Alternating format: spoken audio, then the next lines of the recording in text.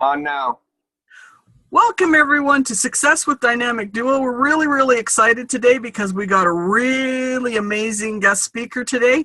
I'm not sure how we're so blessed to have him on here, but we're just counting those blessings. We're so stoked. And we're kind of short on time today. So I'm going to let Sean introduce our guest speaker, and then we're just going to let him talk. So welcome everyone, and thanks for coming today. Thanks, guys. Sean Harvey here, Edmonton, Alberta. I am so blessed to have Robert Hollis, a gentleman that I've connected with a little bit over a year ago. He built relationship, built rapport.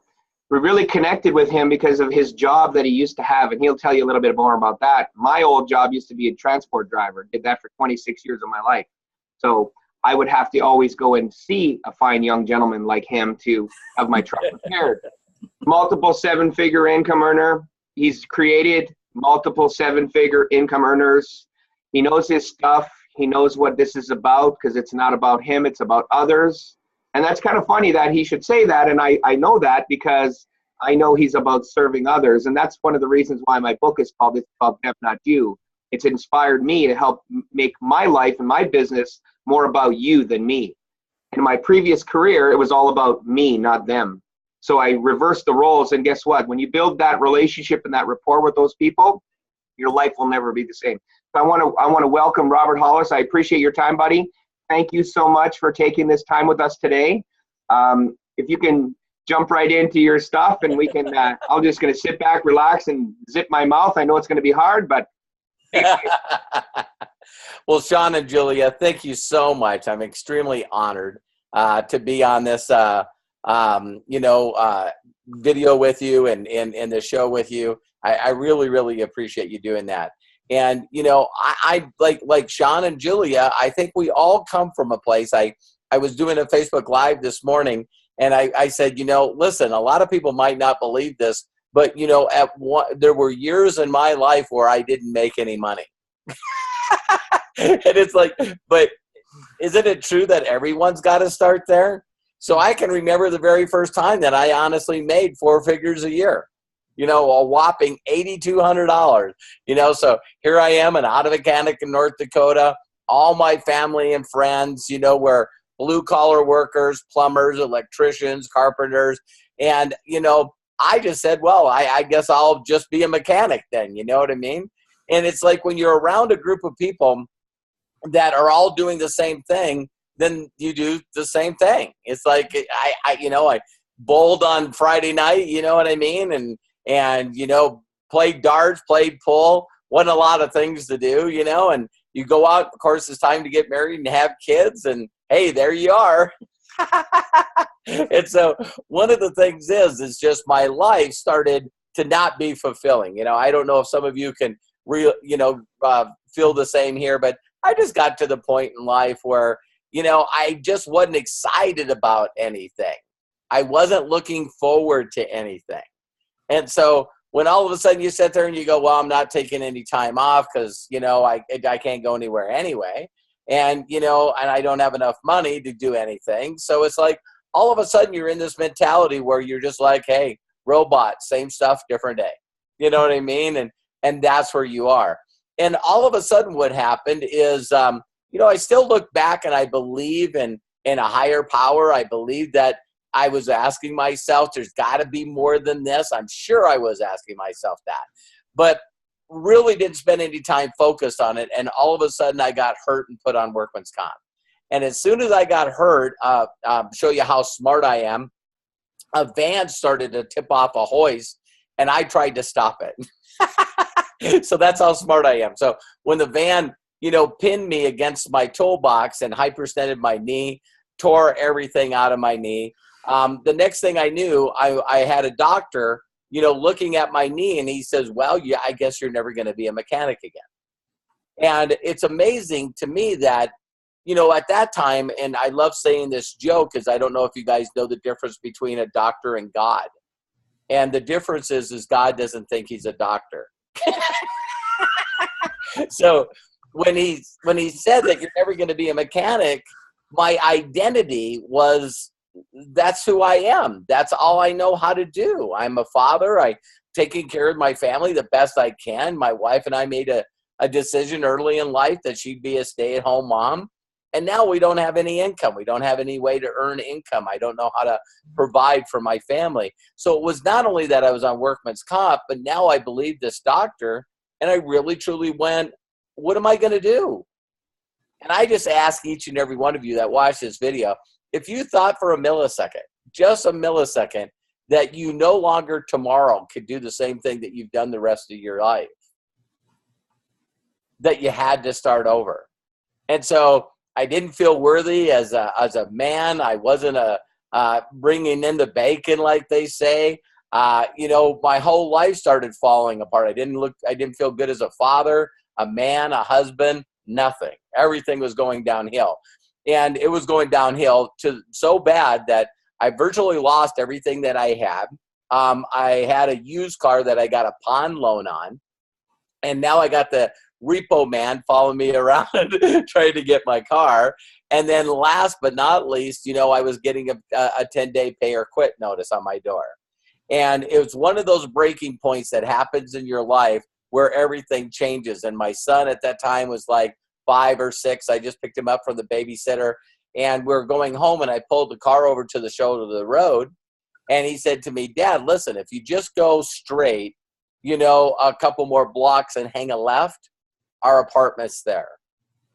And that was a significant emotional event for me, what I call a point of passion, where I'm going like, I'm not going to lie to my son. He's asking why we're parking blocks away from the home. And I'm not going to lie to him. And I said, I'm not living like this anymore.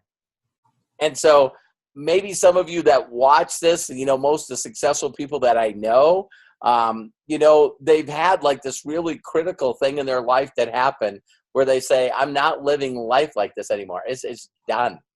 And then all of a sudden, a lot of magical things come in your life where, when the teacher, when the student's ready, the teacher appears, seek and you shall find, all of a sudden you start looking at everything around you as not being okay anymore. I need to start hanging around and learning from other people. I got to spend time with other people. I got to find different things to do with my time. I used to know all the facts about NASCAR. I used to know all the drivers, all their stats. I used to know all the football teams. I used to know all their stats. I used to know a lot of stats about a lot of stuff that didn't make me money. And it was like, not anymore. Mm-hmm. And so I just opened up my mind. And at that time, a friend of mine reached out to me. And he wasn't a close friend. And he said, Bobby, I'm the mechanic, right? And he said, Bobby, listen, you know what? Have you ever heard of Amway?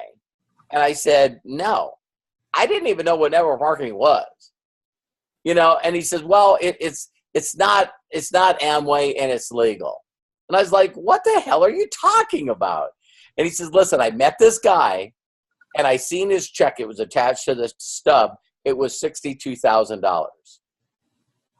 And he's expanding a company in the area, and he's looking for people that he can mentor and teach, and you don't have to have any experience. And I had a cast on my leg, and I said, listen, I'll come pick you up. Because the timing was right for me. And I met this guy that was only a few years older than I was, and so I asked him, hey, what did you do before this? Well, I used to install car stereos. And I'm going, I'm a mechanic. I'm smarter than this guy. And then I asked him, how long have you been doing this? Well, I didn't know that he just left a previous company and brought his whole group to this other company, stuff that you learned later in life. But still, anyone that can make 62 grand, I feel like could teach me some lessons. Mm-hmm. And he documented. See, there's a lot of people that say they make a lot of money, but this guy was documented. And I hung around him, and he started giving me information and telling me stuff that I didn't know. Science of Getting Rich by Wallace Wattles, Think and Grow Rich by Napoleon Hill. All these books I started reading, and it changed the way I thought. It got rid of the stinking thinking, and I all of a sudden realized, wow, if other people are having a better life, they're giving more to charity, I grew up around a bunch of people that said money was evil. You know, all the people that I knew that made money in my little town lived on Snob Hill, you know, and those are greedy individuals. They're evil with their money. Money just makes you a bad person. And I had to learn to start getting rid of all this stinking thinking. Mm-hmm. And so as soon as you start hanging around people that look at things differently, your whole life changes. And so immediately I get in front of this other guy that's a billionaire, Roger Penske, because I still was involved in the automotive world. And he said to me things that you don't think about. Is I said, well, you know, I said, I got to start budgeting money for personal development. This guy told me I got to work harder on me than I do anything else. And he goes, well, you got to get the word budget out of your vocabulary. And I go, what? And he says, you should always be focused on giving value to other people. And if you're always doing that and the value's worth more than the money in their pocket, they'll give it to you. He says, you need to focus on making more money than you can spend. And I went, I never thought about that. And then he was going, Robert, he says, so how do you make money? And I said, well, I used to be an auto mechanic. And he says, you got the wrong mentors, the wrong coaches. Because if you want to learn just to make money, you need to learn from people that make a lot of money. You don't have a job to make money. If you want a lot of money in your life, you need to find people that know how to make a lot of money in their life. If you want to learn how to swap your time and have a job and have someone pay you wholesale for your retail effort, then get a job.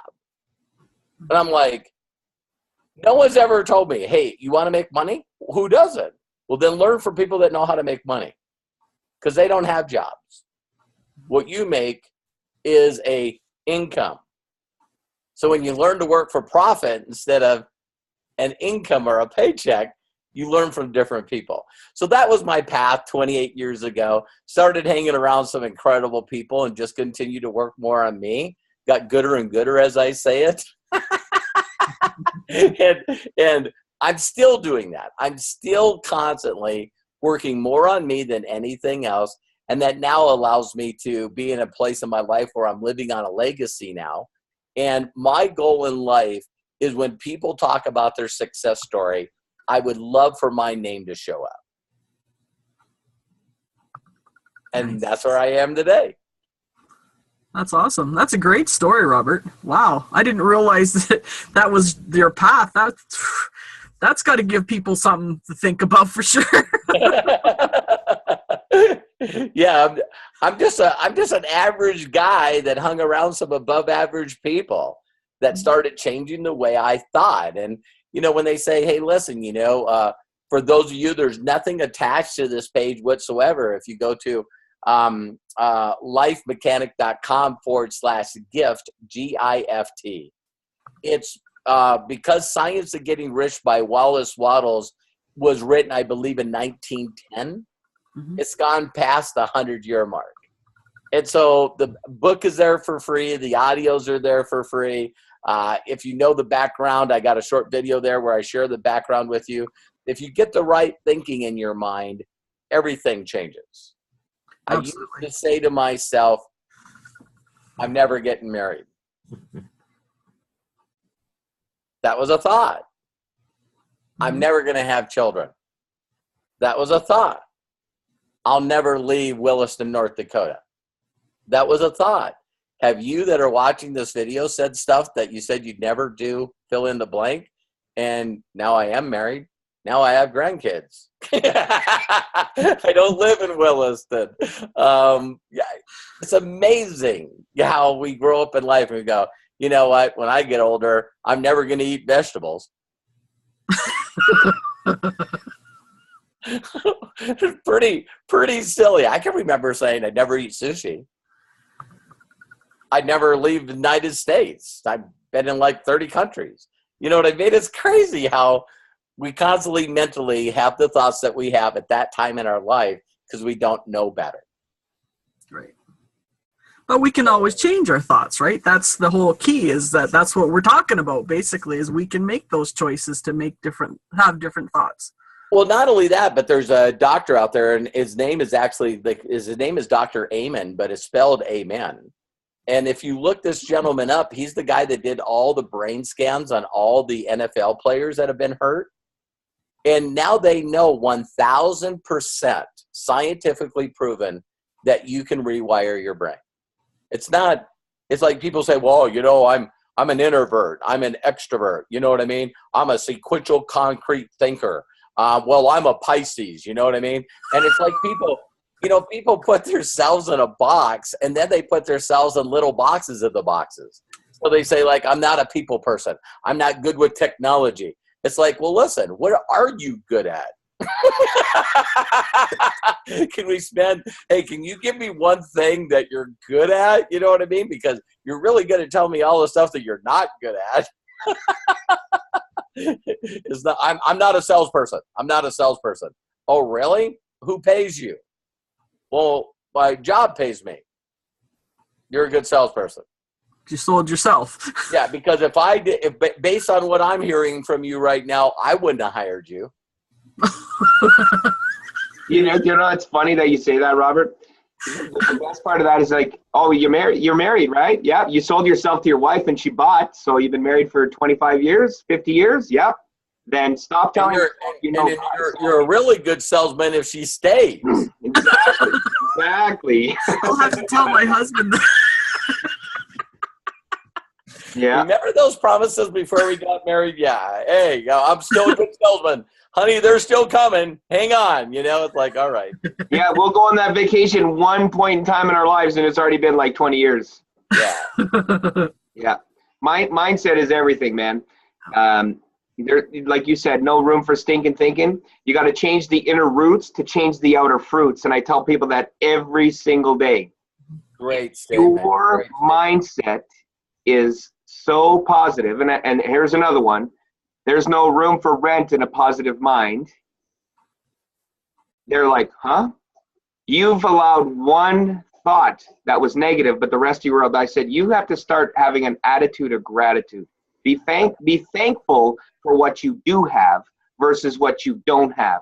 You have friends, you have kids, you have your health, you have a car to drive, you have food in your stomach, you have clothes on your back, you have a warm bed to sleep in. Don't give me this crap that you don't have anything good in going on in your life. Right.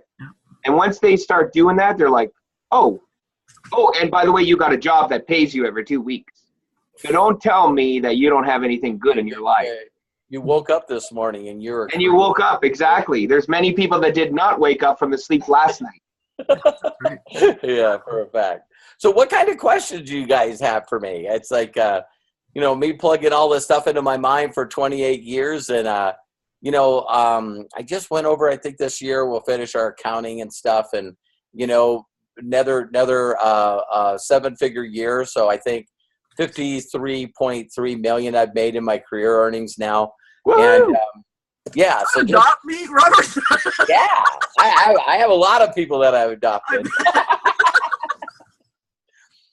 and again, I don't say that to brag in any way, shape, or form. I've helped 48 people now make over 7 figures a year, and 8 of them now own their own company. One company that does over 800 million a year. And nice. So, if I, an auto mechanic from North Dakota, can hang around and learn from information in this day and age, everybody talks about how bad the world is. I feel we're living in the best times ever. Yeah, you create your own economy. Yeah, you totally do. So, where else would I get the chance to meet Sean over the years and get to know him and build this rapport, and now get to meet Julia? And now what we're doing is, because they're doing what unsuccessful and unhappy people are not doing. Sean and Julia put themselves out there. And why do they have me on here? I'm not getting paid, because we want to give. We do understand the principle that the more we give, the more we get. And so if you're constantly putting value out there and you're constantly putting content out there, and you stop thinking about you and how you can help other people, bingo. And, it's a principle and thinking, science of getting rich, that talks about slipping from the mentality of competitive to creative. Mm-hmm. You'll find people that are the most successful people in the world are not worried about people taking stuff away from them. I was sharing with a guy just the other day is, Bill Gates. Bill Gates and Steve Jobs, which is no longer with us, at one time were looked at as the two most ruthless people on the planet. Mm-hmm. They not only would find out about great ideas, but they would buy those ideas and put them on the shelf to destroy the idea. Or in the case with Bill Gates, when he found out about Netscape Navigator, which, for those of you that don't know much about computers, you used to get a rubber band around, 4 or 5 floppy disks that, 3.5-inch floppy disks that you put in one after another to get Netscape Navigator to have your browser. You know what I mean? And when Bill Gates heard about that, he gave away Internet Explorer and Outlook Express away for free and killed that company in a blink of an eye. Mm-hmm. So that's the competitive mindset. That's the thought that's out there. Then he gets married. Then he has a couple of daughters.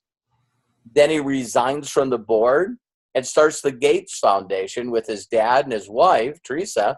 And now guess what? His income has gone up 5 times in the last 5 years. He's gone from about 19 billion to over $70 billion in net worth. And now what is he doing? He's trying to eradicate disease across the world. Gates Foundation has given away, I think, over $72 billion is given away. Now when he meets new technology, he's not only being their mentor and coach, but he's investing in the company. Mm-hmm. And now his net worth is growing faster than it ever did in any time of his life because he's giving and creating more than he's being a competitor and trying to do it for himself. He's providing value is basically what he's doing, right? Yeah, now you got 125 billionaires, including Warren Buffett, that goes, wow, I've always wanted to do what you're doing, but you did it and I didn't. So here's $38 billion. I'll just write you a check. So now there's people throwing billions of dollars at them, dedicating 50% of their billions of dollars, throwing it at Bill Gates because he's leading by example. Mm-hmm. So that's better than compound interest in the bank. Just maybe a little. Yeah. People are working to build a group to get residual income instead of figuring out how to give so someone throws $38 billion at you. Yeah, that's a good problem to have. That's why I want to be an unreasonably prosperous billionaire. That's my billionaire. We talk about it all the time. Billionaire brother and billionaire sister. That's what people exactly. All the time. I'm working on my 3rd comma as well. Yeah, nice. That's awesome, man. I got my 2nd comma. Now I got to work on my 3rd comma. So Robert, let me ask you something. Please. When you were in transition, when you got started 28 years ago, what was your defining moment of getting that helping other kind of scenario? Because I know in the beginning, you got to pay the bills. Let's be real. You got to pay the bills. Most people are really selfish, and that's where they don't take their lives to that next level. Is they're me. Versus, hey, if I provide these people value, and they like, know, and trust me, they're going to automatically buy anyways. But because of the negative programming of the lack of cash flow in most people's lives, how do you get around that? Well, I remember the book that it was and the pop that I had, and I'll give you a couple examples. So someone told me, again, a mentor, coach, said, have you read Rich Dad, Poor Dad? And I said, no. And he says, it was a great book. I think you should read it. And when I read it, I was all over it because I understood that it was an employee, and then I slipped into the self-employed. Ooh, I'm a business builder.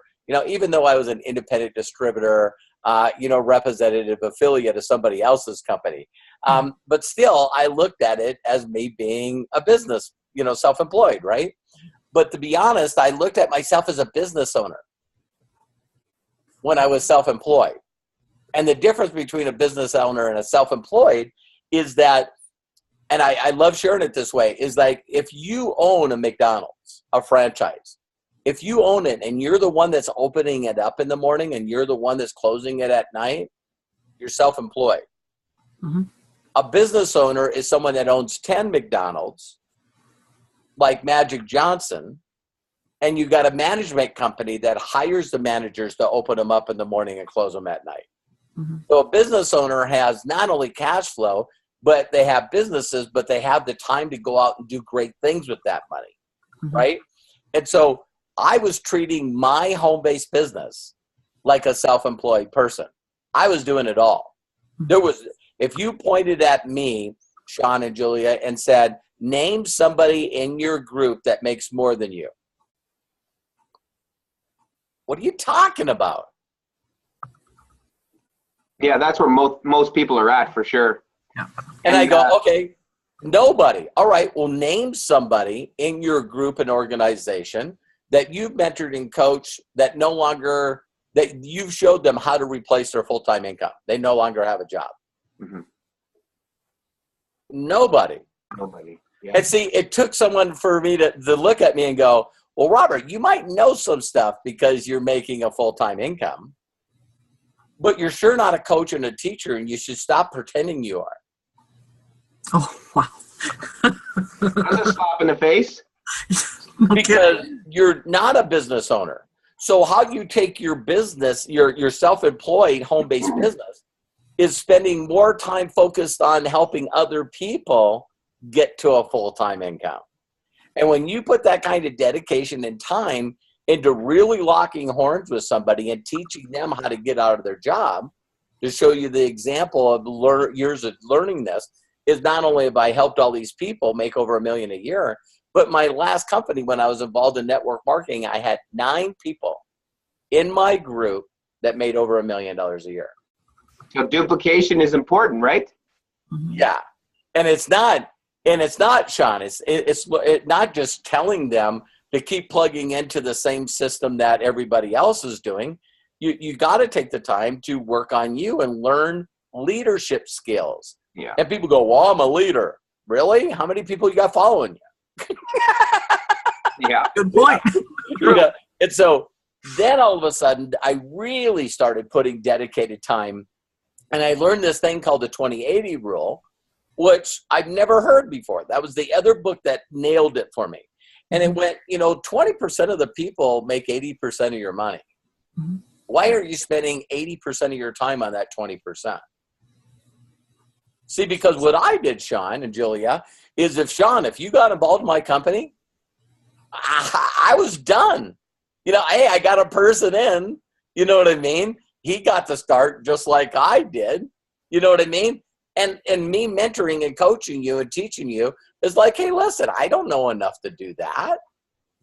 And then when I tried to help them, I was doing stuff that I was doing wrong. Now all of a sudden it's like, well, listen, Julia, it's obvious she knows what she's doing. So I need to focus on somebody else. No, if Julia knows what she's doing, I got to get Julia to my income. So now I got 8 people, 3 of them, eight people that own their own company, 3 of them that make more than I do a year. They give me credit for coaching and training them. So now if you go to Phil Jackson, for instance, a basketball coach, right? And so not only coach Michael Jordan, but also Kobe Bryant, Shaquille O'Neal. Phil Jackson coached people that did better in basketball than him. So it was this other level that I stepped up that I went, wow, I got to stop being self-employed, trying to do it all myself.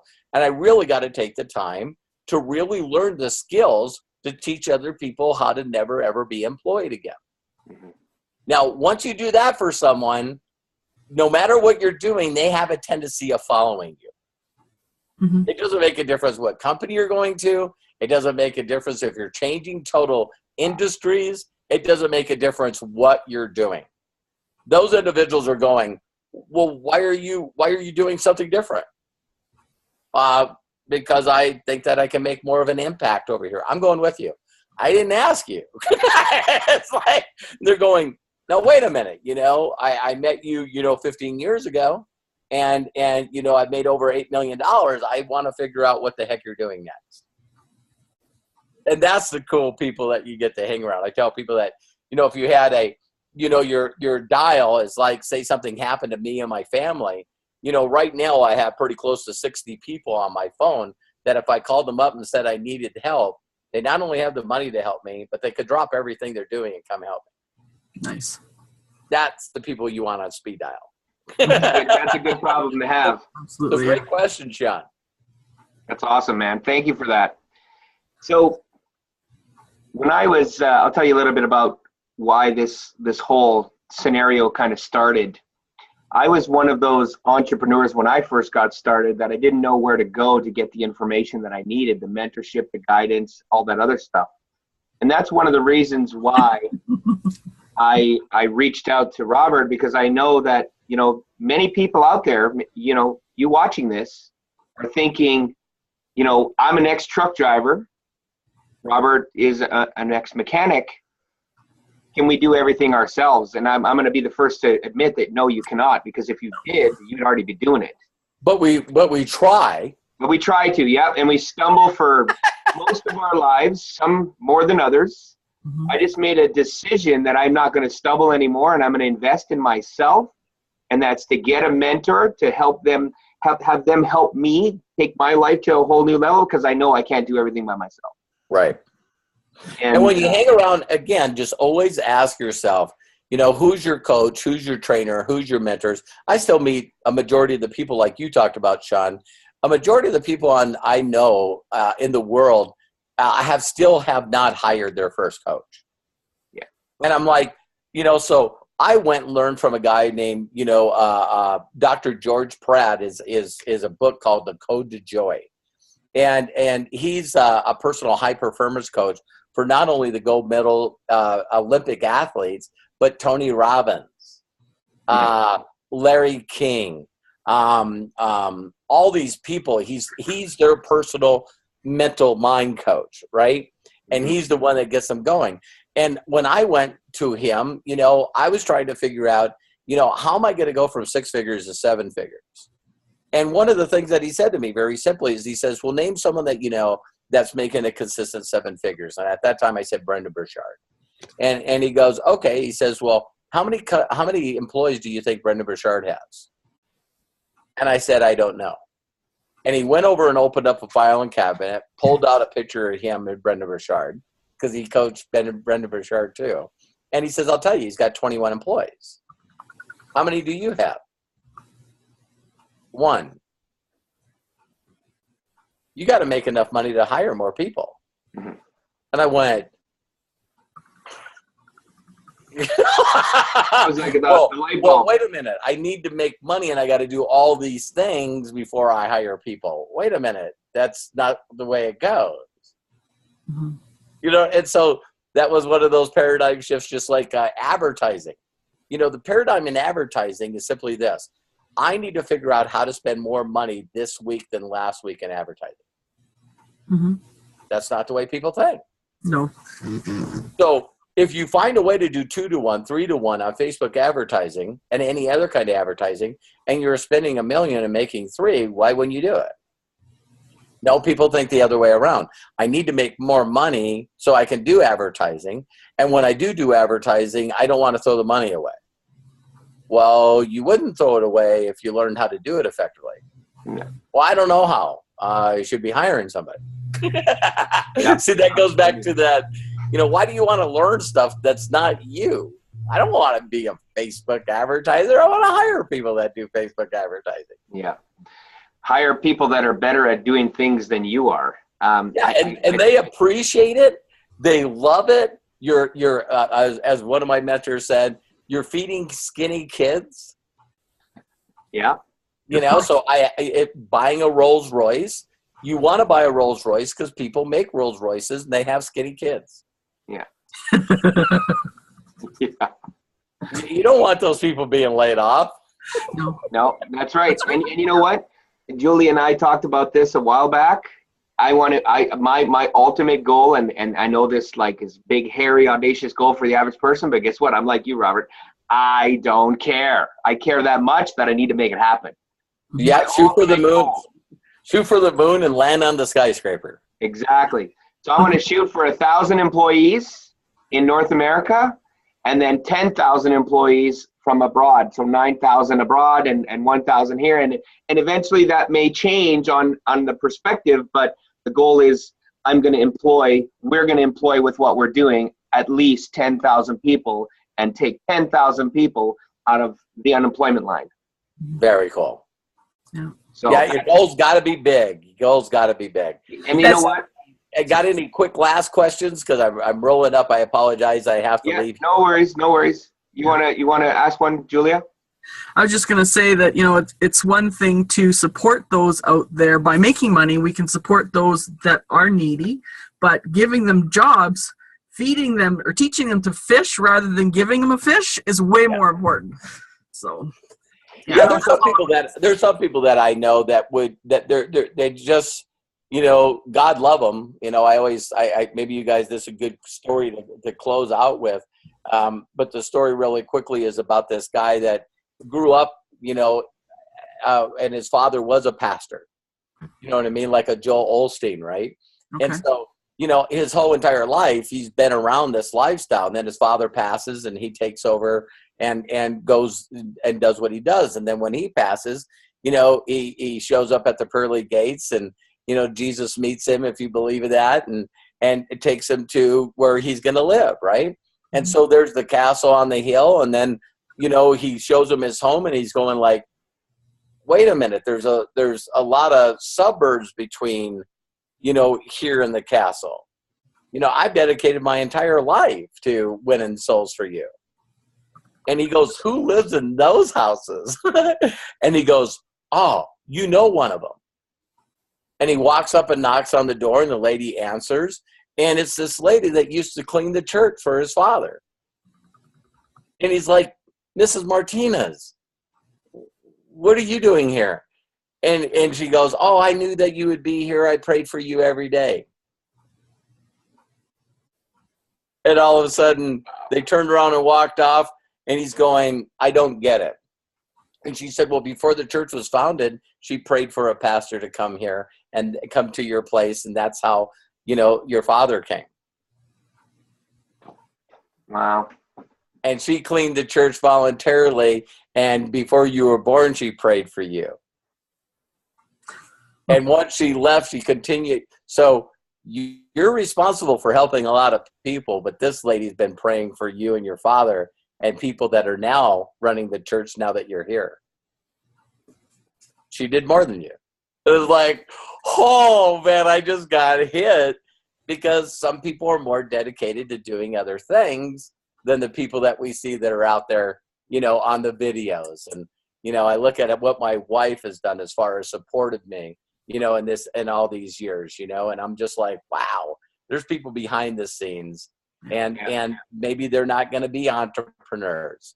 So your goal and job, very simply, is to create something where you can allow them to continue to help you and make sure that them and their families are taken care of. Yeah. They might not need to have that entrepreneur spirit. So when you hang around very wealthy people and you show up at events, there's all these volunteers that are always around them. Yeah. I mean, volunteers, they just want to be a part of the movement.